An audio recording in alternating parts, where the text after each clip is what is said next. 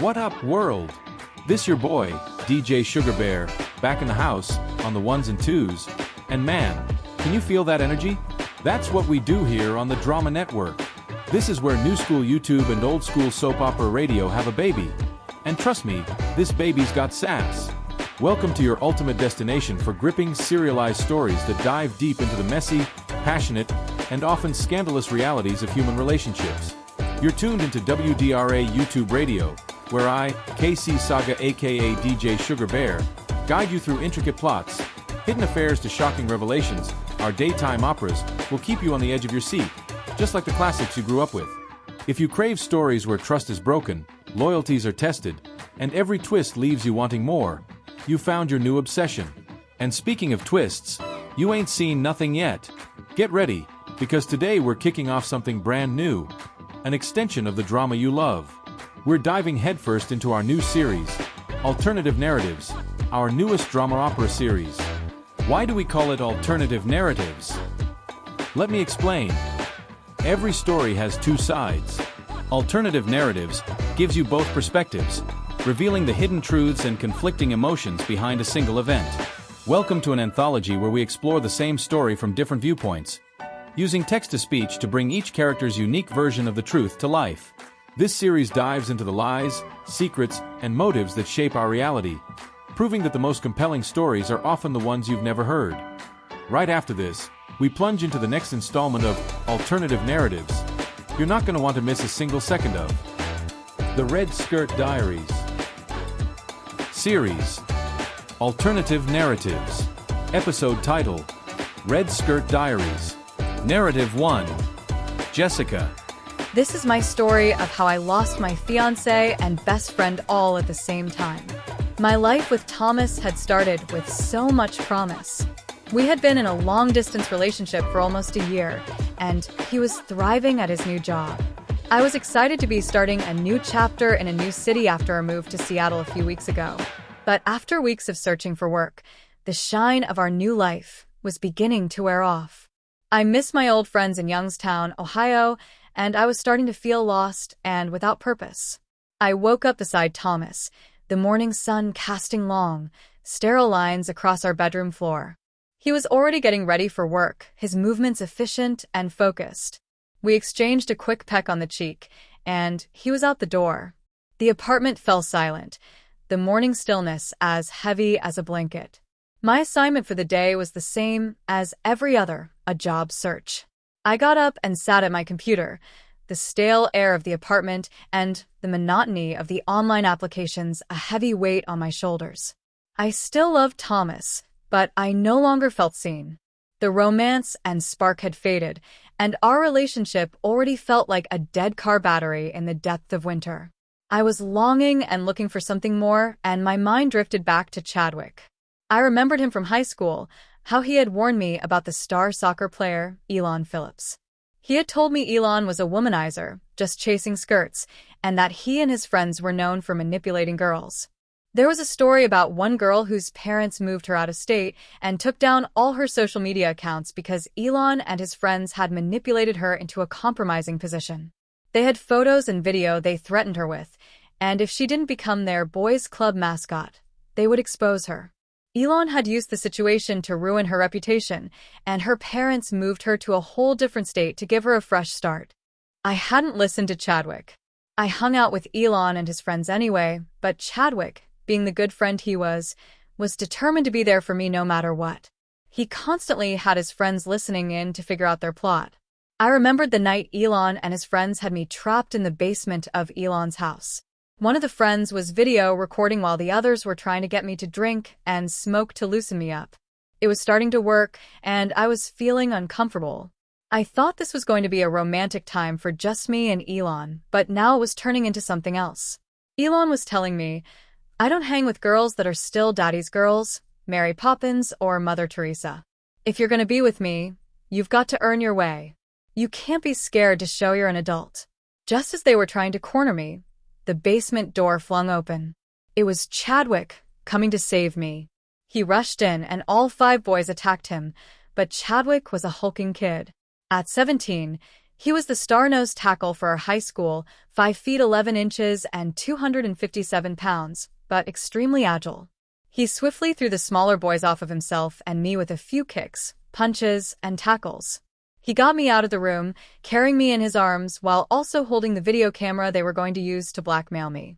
He was smart and had brought along another big kid to back him up, the star fullback from our high school team, who was also videoing the whole incident. My parents were so relieved as they took the video evidence to the police. The camera told a story and also held video of what they had done to 4 other high school-aged girls, which got them expelled and jail time in juvie. I knew I had a hero, a champion, in Chadwick. I knew he loved me. The day after the incident, I texted him and apologized for not listening to him. I thanked him for still watching out for me even after I scolded him for trying to control my life like he was my father. His response became a special phrase that only we owned, a phrase he sent to me every day after that until I left Youngstown to go to Seattle. The phrase was, "There's safety for you in my arms." Then my phone buzzed with a new text. It had been years since we spoke, but I didn't notice his name at first, only the familiar, special phrase. It was a message that only could have come from him, and seeing it brought a rush of memories and feelings I had long suppressed. He was in Seattle now, managing a new store, and wanted to catch up. A wave of relief washed over me. Finally, a familiar face in a sea of strangers. Thomas, however, wasn't thrilled. "Lunch with a friend? Shouldn't you be focusing on your job hunt?" he'd asked. I assured him it was just a casual reunion and that networking could happen anywhere. I tried to convince him and myself that I was right. When I met Chadwick for lunch, it felt like no time had passed. The conversation was easy, and the laughter was real. When I told him about my job search, his eyes lit up. He said his store, the Tech Hut, was an up-and-coming business, and he needed an assistant manager. "Think of it as Batman and Robin," he'd said with a wink. The idea of us working together, of being a team again, was irresistible. I accepted the job right then and there. Over the next few months, our professional relationship quickly evolved into a close friendship. We were inseparable at work, and on Wednesdays, we'd watch a cheesy TV show we both loved called The Red Skirt Diaries. Sometimes Thomas would join us, but most of the time it was just me and Chadwick, laughing on my couch. I loved spending time with him, and I convinced myself that was all it was, a harmless friendship. Then came the night Thomas announced he had to fly to Pennsylvania for a business trip. His trip had been unexpected, but he told me his experience made him the best choice to go. "I don't want Chadwick here while I'm gone," he said firmly. I agreed, but inside, I felt a familiar thrill. A tiny voice in my head whispered that I'd finally have some time away from Thomas's watchful eyes. I refused to acknowledge what that meant. That Wednesday, instead of staying home, I drove to Chadwick's apartment. I'd just stepped out of the shower, getting all dolled up in a short crimson skirt and a matching top. As I put on my red lipstick, a thought popped into my head. Red dress, red lipstick, why not red underwear? I decided to take off my white panties and grabbed my matching red ones. I held them up and thought, I wonder what it would be like if Chad saw me in just this. Just then, my phone buzzed. It was a text from Jill, my coworker, saying, "Don't forget we have the new hire coming in tomorrow." Reading the text, I suddenly realized I only had 15 minutes before the show started, and Chadwick's house was a 13-minute drive. I grabbed my purse and ran out of the house, leaving the red panties behind. He looked surprised but pleased when he opened the door. "Season finale," I said, twirling slightly. I wore a red skirt in honor of the show. He laughed and disappeared for a moment, returning in a kilt he said he'd bought for a costume party. We settled onto his couch with a bowl of popcorn. As the season finale came to a close, a single kernel fell from his hand and rolled under my skirt. "Mine now," I said playfully. He protested, but I quickly retorted, "You can't reach under my skirt and get it." In a flash, his hand was under the hem of my skirt. The moment was supposed to be a game, a silly competition for a piece of popcorn. But as his fingers grazed my skin in a searching motion, my heart began to pound. At that moment, I remembered with a jolt that I had forgotten to put on my red undies, and I had no panties on. My playful pretense shattered, and I felt a wave of desire I hadn't let myself feel in years. Chadwick thought, no way. She came here without those. Without intentions for escalation? I think it might have rolled under your kilt, I said, my voice shaky. I reached under his kilt to find, to my surprise, that he had no undergarments on, as he hadn't expected anyone to be under there. A sudden ring of my phone broke the spell. It was Thomas. I quickly told Chadwick to stop and answered the call, my breath catching in my throat. I lied, telling Thomas the first was home and watching the show alone. After a few minutes of small talk, Chadwick began to tease me again. Desperate, I rushed Thomas off the phone, telling him I had to get back to the show. I hung up the phone, still shaken, but no longer pretending. We looked at each other, the unspoken game suddenly serious. We had been on the verge of this for over 20 years, and tonight, the dam finally broke. We didn't talk. There was no need for words. Our playful competition over a popcorn kernel had become the opening act to something we both knew was inevitable. It was by far the best feeling I had ever had, and there was no way I was not going to do that again. Series. Alternative Narratives. Episode title: Red Skirt Diaries. Narrative 2. Chadwick. The day she told me she was moving to Seattle with Thomas, the news hit like a punch to the gut. The thought of losing her was unbearable, but it was also an opportunity. I already had the perfect excuse. The tech hut was expanding, and I had the chance to pilot a new store in Seattle. The job was a bonus. My true motivation was her. I had never given up on the hope of finally having a chance with her. I knew I couldn't. My life with Jessica had been a mix of long-standing frustration and deep affection. For years, I had been her emotional vending machine, a safe harbor she could turn to when her life was in chaos. She would confide in me, lean on me, and then, without fail, she would go back to the guy who wasn't me. She had done it in high school, and now she was doing it again with Thomas. I remember the day I had to save her from Elon Phillips. I had been watching them, knowing Elon's reputation for preying on girls. When I heard they had Jessica trapped in the basement, I knew I had to act fast. I wasn't just a big kid. I was a bull. I was a star-nosed tackle, agile and strong. I went down there and handled it. It was easy. I got her out of the room, carrying her in my arms, a knight in shining armor. I also grabbed the video camera they were going to use to blackmail her. I had brought along a friend, the star fullback, who was also filming the whole incident. I knew her parents would take the video to the police, and I was glad to be the one to expose those monsters. The day after, she texted me and apologized for not listening to me. I had to let her know that no matter what, I would always be there for her. I sent her the phrase that only we owned, "There's safety for you in my arms." I texted her that every day after that until she left for Seattle. I saw my chance and I took it. I texted her using our special phrase and I knew she'd come running. When we met for lunch, I told her I needed an assistant manager at my new store, the Tech Hut. "Think of it as Batman and Robin," I'd said with a wink. The idea of us working together, of being a team again, was irresistible to her. I knew she'd take the job, and she did. Our professional relationship quickly evolved into a close friendship. We were inseparable at work, and on Wednesdays we'd watch a cheesy TV show we both loved called The Red Skirt Diaries. I'd sit there and watch it with her, just to see the smile on her face. Thomas would sometimes join us, but most of the time it was just me and her, laughing on her couch. I saw her pulling away from him. It was a slow burn, but I knew she was ready to be mine. Then came the night Thomas announced he had to fly to Pennsylvania for a business trip. "I don't want Chadwick here while I'm gone," he said firmly. I knew he was right to feel that way. That Wednesday, she came to my apartment. I saw the red skirt and the matching top, and I knew this was it. I went to get a bowl of popcorn, but when I came back, she was sitting on the couch, her red skirt already on. I went to my room and came back in a kilt I'd bought for a costume party. It was a bold move, but I knew it would make her laugh, and it did.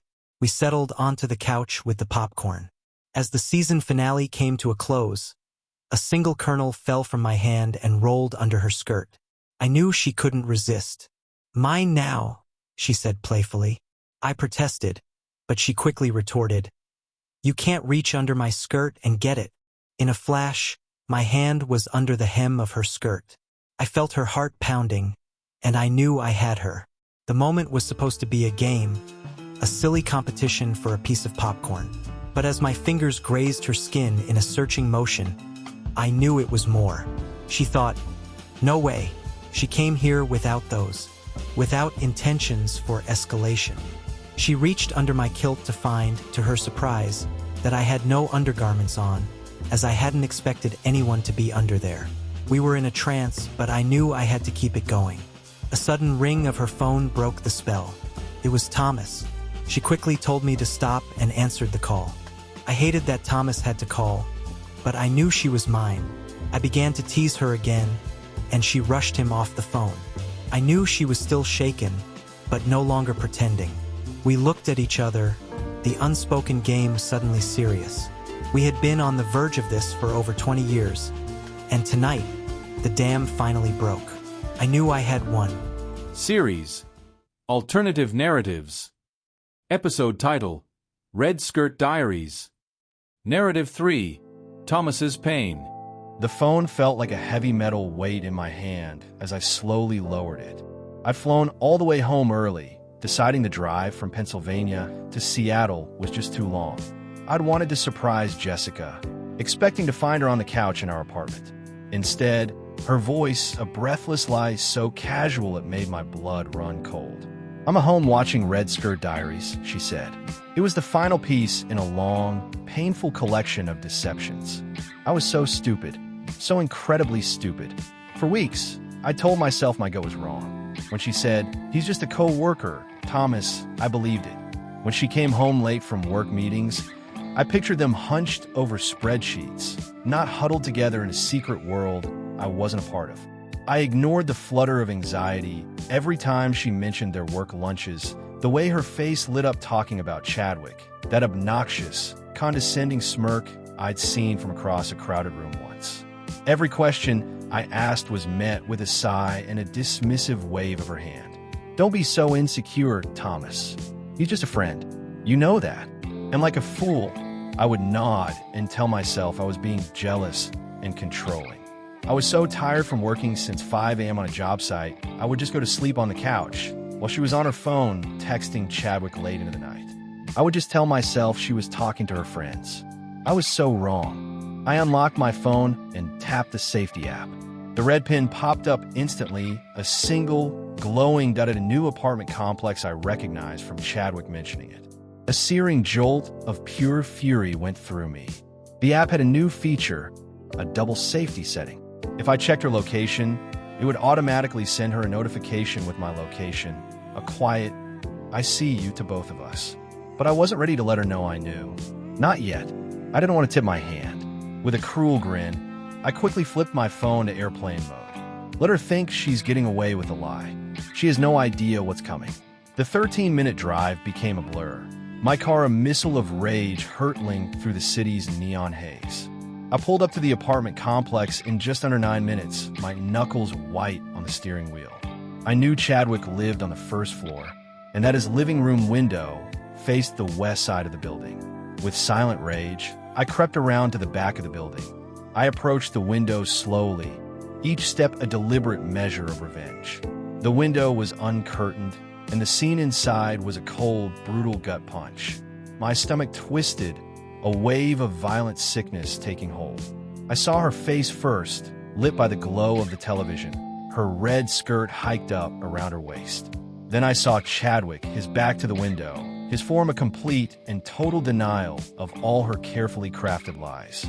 I watched, paralyzed by the sight, as they laughed and whispered, and then, as the TV screen went dark and my world fell to pieces. I crept back to my car, trembling with a fury so hot it felt like it would incinerate me from the inside out. I needed a moment to process, to make a plan. I turned my phone off of airplane mode and ordered a pizza from a local shop I knew Jessica liked. As a final, sick act of revenge, I told the delivery driver, "Tell them the pizza is compliments of Thomas's pain." I leaned against my car, waiting. I watched the delivery guy pull up and walk to the door. He knocked once, twice. The door opened and a half-dressed Chadwick appeared, frowning. "I didn't order a pizza," he told the driver. The driver simply smiled and said, "Compliments of Thomas's pain." As soon as the driver walked away, the building door flew open and a terrified Jessica ran out. She stared at me, her eyes wide with panic. "Thomas, what are you doing here?" "I was at home, I swear," she stammered, her voice shaking. A cruel sense of satisfaction washed over me. "Were you?" "Because the app said you were here." "Right here," I said, pointing a finger at the building. "It's not what it looks like," she pleaded, her hands outstretched in a desperate attempt to create a barrier between us. "Nothing happened, I promise you. We were just watching TV, that's all." "Okay," I said, my voice dangerously calm. "If you were just watching TV, what color underwear do you have on?" The question came so fast Jessica got confused. "My cute red ones that you bought me," she said. "But what kind of embarrassing question is that?" I said nothing. I just reached into my pocket and held up the red panties she'd left on the floor at home. "You mean these?" I said, still caught off guard. She stared at them, then back at me. "Yes," she stammered. "Those are the ones I have on." "You liar," I yelled. I saw the whole thing. Her eyes filled with tears, the lie crumbling around her. I said nothing, simply held her gaze. The building door opened again, and Chadwick walked out, a confident smirk on his face. The smirk quickly vanished when he saw me. "Hey man, I can't explain," Chadwick said, holding up a hand. "There's nothing to explain," I said, my voice flat and low. Chadwick then did the unthinkable. He got down on one knee right there in the parking lot, his smirk returning, a triumphant, cruel grin. "Jessica, I love you. I always have. Please leave him and marry me." To my absolute shock, Jessica looked down at Chadwick and then back at me. A flash of sorrow, then cold resolve, crossed her face. "I'm so sorry, Thomas," she said, her voice barely a whisper. "But I'm in love with Chadwick." Yes, Chad, I will marry you." The world seemed to spin out of control. The investment of my love, my time, my future, all of it was gone. In a state of severe mental anguish, I reached into the small of my back, pulling out my weapon of choice. Chadwick's smile, now one of triumph, was the last thing I saw. With 2 bullets later, only Jessica was left standing, a single, horrifying witness to the brutal final act of a broken heart.